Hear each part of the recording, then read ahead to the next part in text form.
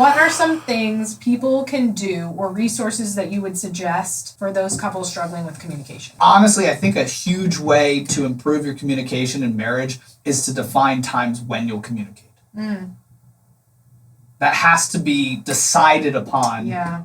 Or especially if you have kids like us, it doesn't happen. Like unless you plan for times where we're going to communicate about certain things, it doesn't happen. So, and I think a lot of people go to bed and they're on their phones or they're watching TV and maybe they have TVs in separate rooms or they're together watching TV. It doesn't matter. You're not talking. Yes. You're doing something other than communicating. Yes. So first I would just say make time to actually do it because so many people live in the same houses and they don't even know the person that they're with because they're just so distracted. And it's so easy to do. I just have to It's so easy to do. It's relaxing. You're like, I just had a hard day at work. I don't feel like. Because communication can be hard sometimes because you might get into subjects that are a little difficult. But what we're missing when we don't do that is the thing that got us into the relationship in the beginning was that there's something about this person that I just love. Yeah. I could talk to them for hours. Right. And I think about this sometimes. Like when we were first starting to date, we would just talk to each other for hours.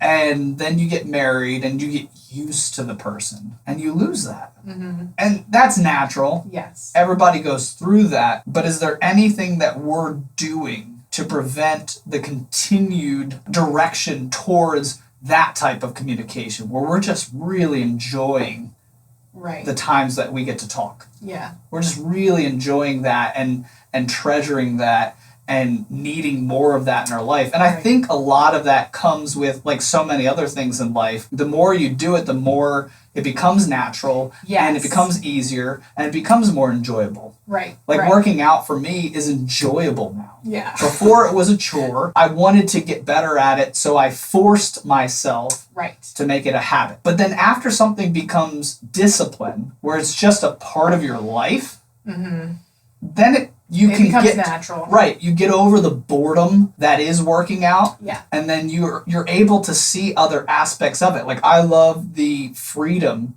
especially because I work out by myself.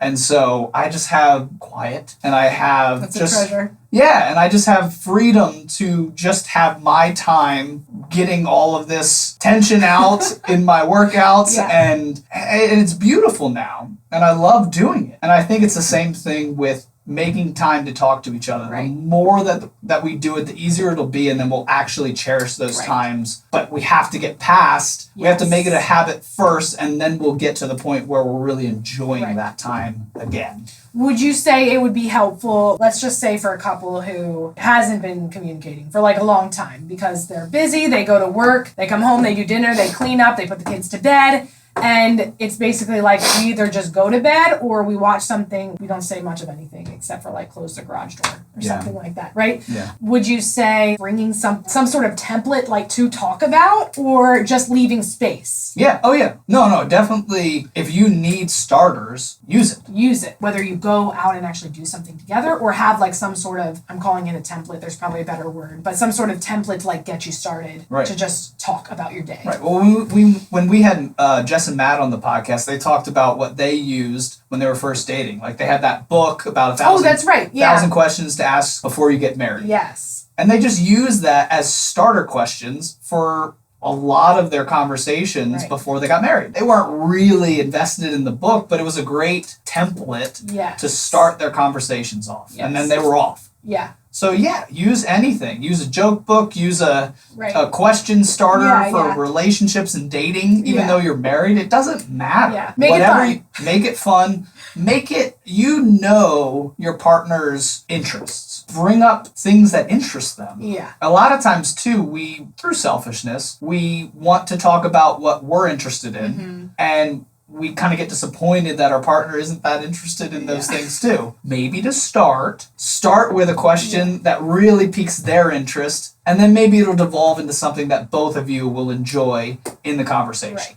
Right. But start with something that the other party's interested in if you're the one bringing the question. But definitely use templates. Yeah, that's good. I like templates.